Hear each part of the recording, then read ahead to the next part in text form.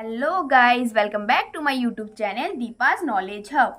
तो इससे पहले वाले टॉपिक में मैंने आपको इक्वेशन को संतुलित करना सिखाया था, बैलेंस करना सिखाया था। जो चैनल पे न्यू है वो चैनल पे जाके मेरी पुरानी वीडियो देख सकते हैं। उसमें मैंने 10th की अलग से प्लेलिस्ट बना रखी है, आप लोग वो भी देख सकते हो।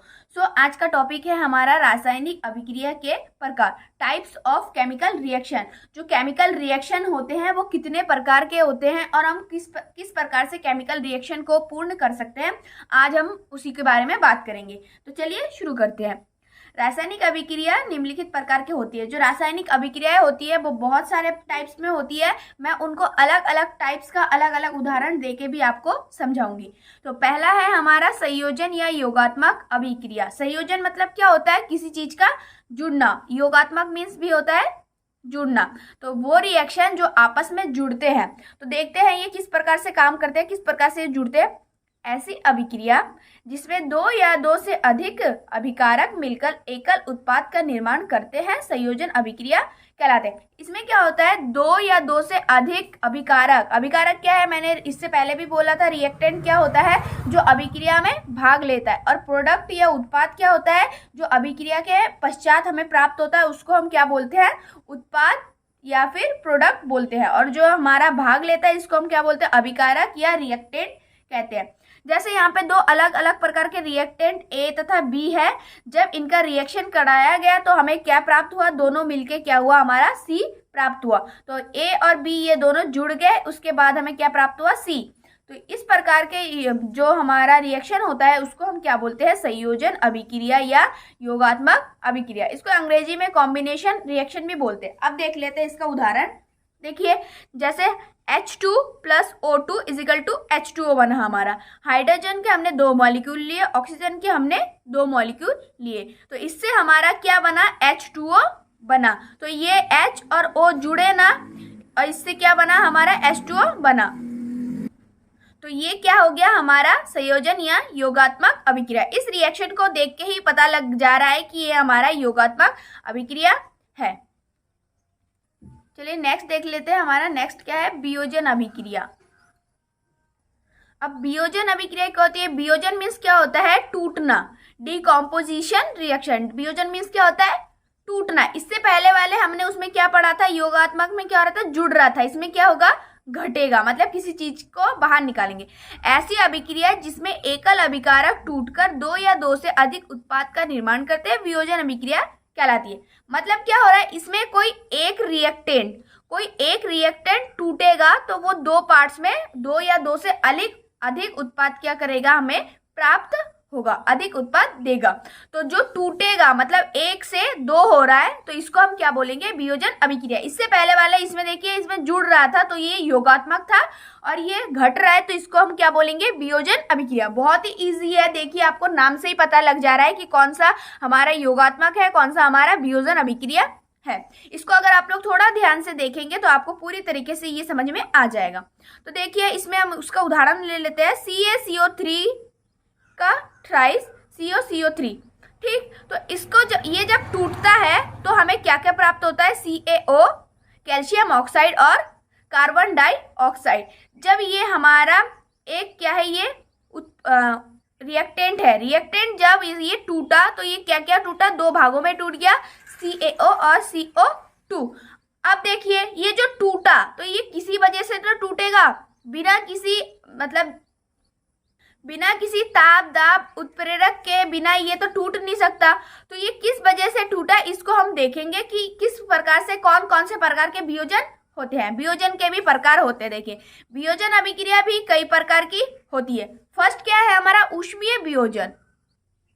ऊष्मीय वियोजन मतलब ऊष्मा पाकर किसी पदार्थ का टूटना ऊष्मीय वियोजन कहलाता है। मतलब जिसमें ऊष्मा पाकर ये कोई हमारा रिएक्टेंट है, इसको अगर ऊष्मा देते हैं हम तो क्या होगा? हमारा गर्म होगा। ये गर्म होने के बाद ये दो चीजों में टूट जाएगा, दो उत्पाद में हमारा प्रोडक्ट टूट जाएगा।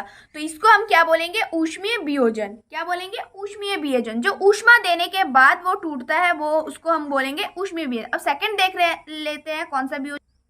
सेकंड हमारा प्रकाशीय वियोजन। इससे पहले वाला हमने पढ़ा ऊष्मीय वियोजन, अब क्या है प्रकाशीय वियोजन।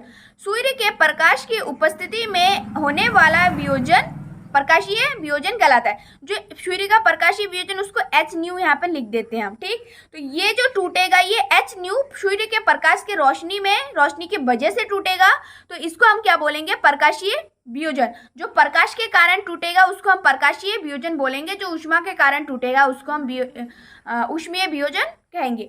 तीसरा है हमारा विद्युतीय वियोजन, मतलब जो विद्युत से टूटेगा। विद्युत धारा प्रवाहित करने पर होने वाला वियोजन विद्युत वियोजन कहलाता है। जैसे H2O, ये क्या है पानी, इसमें अगर हम करंट प्रवाहित करेंगे, अगर इसमें करंट डालेंगे तो हमें क्या प्राप्त होगा, 2 मॉलिक्यूल हमारा हाइड्रोजन गैस प्राप्त होगा और ऑक्सीजन गैस प्राप्त होगा। ये क्या हुआ, हमने 3 प्रकार के वियोजन देखे। ऊष्मीय वियोजन क्या होता है, जो ऊष्मा देने पर दो मतलब जो रिएक्टेंट होता है उसका 2 अलग अलग भागों में या 2 से अधिक भागों में टूटना ऊष्मीय वियोजन होता है। प्रकाशीय वियोजन जिसमें प्रकाश डालने पर जो रिएक्टेंट है उसका 2 या 2 से अधिक भागों में टूटना प्रकाशीय वियोजन हो गया। विद्युत वियोजन क्या हो गया, जो रिएक्टेंट है उसका 2 या 2 से अधिक भागों में विद्युत देने पर टूटना विद्युतीय वियोजन हो गया। तो हमने ये वियोजन के प्रकार पढ़ लिए। पहला संयोजन अभिक्रिया पढ़ा था, दूसरा वियोजन अभिक्रिया पढ़ा था। अब हम तीसरा देख लेते हैं। तीसरा क्या है हमारा विस्थापन अभिक्रिया। अब विस्थापन मीन्स क्या होता है, आप लोगों को पता है डिस्प्लेसमेंट। डिस्प्लेसमेंट मतलब किसी चीज का अदला बदली, समझ गए। डिस्प्लेसमेंट मतलब किसी चीज का अदला बदली। विस्थापन मतलब क्या होता है, अपने जगह से उठ के कहीं और चले जाना। तो इसका ये देख लेते हैं परिभाषा। ऐसा अभिक्रिया जिसमें अधिक क्रियाशील तत्व अपने से कम क्रियाशील तत्व को उसके लवण के विलयन से विस्थापित कर देता है, विस्थापन अभिक्रिया कहलाता है। क्या बोल रहे हैं, इसमें कोई ऐसी अभिक्रिया होगी जिसमें जो अधिक क्रियाशील होगी, कम क्रियाशील वाले जो होंगे उसमें ये वाला रिएक्शन नहीं हो सकता। जो हम प्रोडक्ट लेंगे उससे क्या है, अधिक क्रियाशील वाला तत्व उससे रिएक्शन करना चाहिए। तो क्या होता है, क्रियाशील तत्व क्या करता है, जो सॉलिड जो लवण होता है, सॉल्ट होता है, सॉल्ट से जो क्या करता है उससे कम क्रियाशील वाले पदार्थ को वो हटा देता है और उसके स्थान पर वो खुद आके जुड़ जाता है। तो इस प्रकार के रिएक्शन को हम क्या बोलते हैं, विस्थापन अभिक्रिया। चलिए देख लेते हैं। ये देखिए CuSO4 plus Fe is equal to FeSO4 plus Cu। देखिए CuSO4 है, यहाँ पे भी क्या है, यहाँ पे ये Cu अलग हो गया। ये जो Fe है ये प्लस का होता है, ये माइनस का होता है। ये अधिक धन विद्युतीय है, ये क्या है अधिक धनात्मक है, ये क्रियाशील ज्यादा है। तो ये क्या हो गया, इसके जगह पर आ गया और ये क्या हो गया, यहाँ से अलग हो गया।